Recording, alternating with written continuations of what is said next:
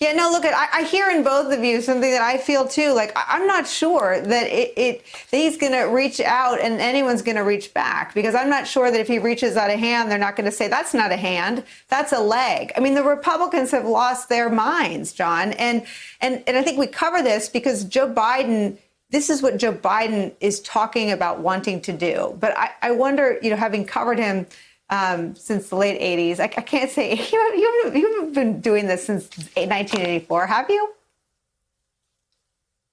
I met him when I was in college in 1986, 1987. So I haven't been doing this quite that long, but it was the first time I ran across Joe Biden was in the fall of 1986. But I've been writing about him since 1990. So, that's 30 years. So take me through how long you think we'll be having this conversation, because I hear in both of you a lot of skepticism that he's going to have anyone reach their hand back out to him. Well, I think, Nicolle, there's there's no doubt Joe Biden is a different guy than Barack Obama. Let's just start with that, right? And part of the reason why a lot of Democrats thought that Joe Biden might be able to win this election, and part of the reason why he was able to win it, was that he had a kind of cultural affinity with some number of these voters who had been with Donald Trump in the Midwest, primarily in those states that we focus so much on, Michigan, Wisconsin, Pennsylvania, that there was a cultural comfort with Joe Biden, who was not seen as a progressive, was not seen as someone from the left, right? So, an older white guy, basically. He was culturally inconvenient for Donald Trump. And you think about how he's distinct from Obama in that way. I keep, as Eddie was talking about, you guys are talking about what's going to change it.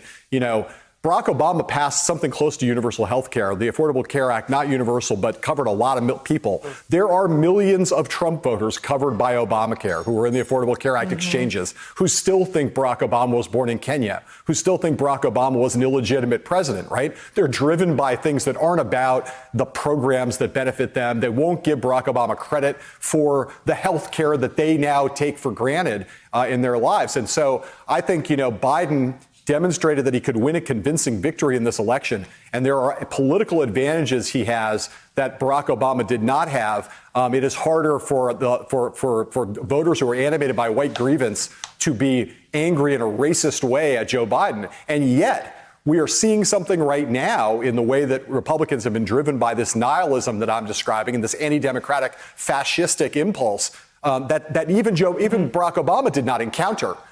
So I think it's going to be very hard for Joe Biden. And I want to be an optimistic person, but there's a deep kind of concern and pessimism and fear that I have about whether Biden's instincts will be rewarded in any way politically by Republicans, given the way the party is currently constituted. Hey there, I'm Chris Hayes from MSNBC. Thanks for watching MSNBC on YouTube. If you want to keep up to date with the videos we're putting out, you can click subscribe just below me or click over on this list to see lots of other great videos.